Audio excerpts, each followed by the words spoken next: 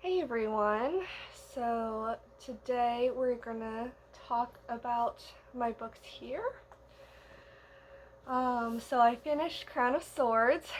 Yay! I'm so excited that I finished this so quickly. It may not seem quickly to you all, but 2 months is actually quite fast for me for a Robert Jordan book because they're so beefy. I loved it so much. I don't think it should be in the slug. And I think the main consensus is this is not. I've only heard one person say was sloggy for them. So I don't think this should be in the slog. It was great. I really enjoyed Matt's line. I really enjoyed Rand's development. I still want some more of Perrin, but he went off, and I think that we're gonna get some more from him. Hopefully. So I love almost everything about this. I love that everyone seems to end poorly in this book, so it really wants me to makes me want to go on. That sounds terrible, but it was still very satisfying ending because of Rand's ending, except no spoilers, but if there's no body, I'm not gonna think that they're dead, so no spoilers there, but if you know, you know. I'm not thinking that that person's dead. But Rand's ending was quite satisfying. So yeah, this book was really, really great. I really liked it. I don't think anything was really boring in it. So that makes me really excited. Maybe I won't be that sensitive to the slog. I've heard some people don't really care, don't really think it's slog. So maybe I won't care and I won't think that it's like a slog. So we'll see what happens. So I'm going to take a little bit of a break from Wheel of Time. I'm going to wait for some of my other projects to be done, and then I'll go back to Wheel of Time maybe next month, maybe April. Been reading Order of the Phoenix, but as you saw probably, I've been reading more on Kindle than in this book. This book is actually kind of unwieldy, and I don't want to break the spine, so it's kind of hard to read in.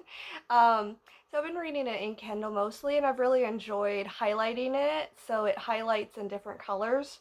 So I've been highlighting little key moments, and I've been highlighting Umbridge, because this is her book, so I've been highlighting her in pink because I hate pink, and Umbridge is very pink, so I've been doing that, and it's been really, really fun. It's made this book, which the ending is kind of long, if you want to know why I keep complaining about it, they just got to Hogwarts on page 185, so that's why. I'm excited for the rest of this book, though. I do like school. I've always liked school. I'm a nerd. And so I like books that have school. So I'm excited for school in this book. So we're going to get there, and now I can focus on it a little bit better now that I am done with Wheel of Time. For now. Not done, just for now. Dragonflight. My mom and I might be DNFing this or just going through it really quick and not talking about it. It's not as exciting as we thought it would be. It's not as gripping.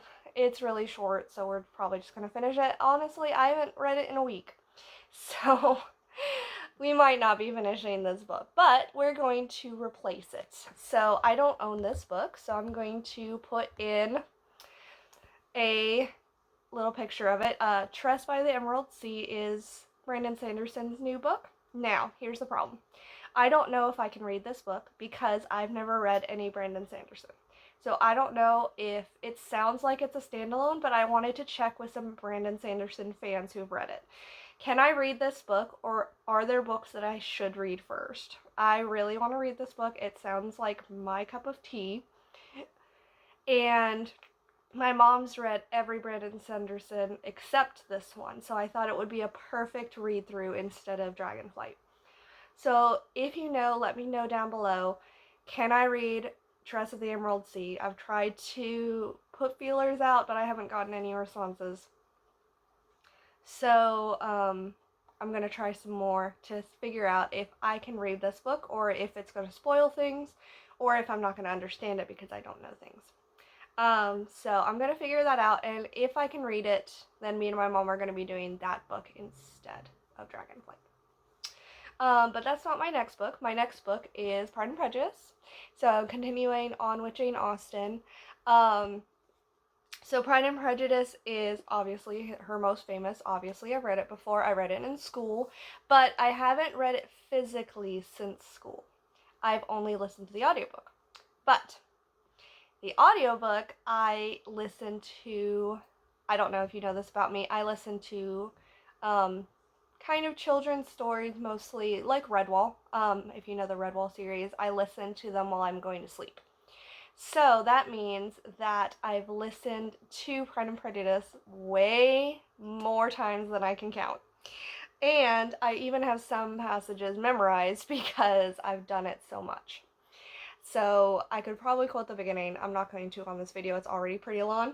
Um, but I already know a lot about this story. So this is my query. I wonder how fast I can get through this. I'm only going to do physical this read through. I'm not going to do audiobook just to see how fast I can get through it. So it'll be interesting to see how fast I read through this. And I am going to read it. I'm not going to just skim. I want to pick up on details. But it'll be interesting to see what a read through in this book that I know so well is like, because I haven't read it physically in so long. So we'll see what happens. It's gonna be very interesting. I'm excited about this one. After that, I'll be reading Eaters of the Dead, which is tiny. It's even shorter than the last Crichton book that I read, so it's going to take me no time at all. So that's why I'm reading Pride and Prejudice first. So 2 pretty short books, and then I'll get back to Robert Jordan. So yeah, I hope y'all enjoyed that. Please let me know about Tress if you know.